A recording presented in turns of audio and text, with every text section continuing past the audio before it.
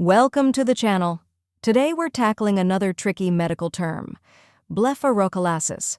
It may look complicated, but by the end of this video you'll be pronouncing it with ease. Let's break it down step by step. The correct pronunciation is blepharochalasis. First we have bleph, where it sounds like blef in bleph, rhymes with chef. Then we have a soft sound like the A in sofa. Next is ro, which rhymes with row. After that we have k, which sounds like K in okay. Finally, we have lasis, where lay sounds like the word lay, and sis sounds like sis. Now, let's put it all together slowly. Blepharochalasis.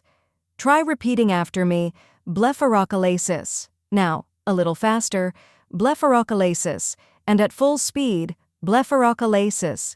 Keep practicing and soon it'll feel natural.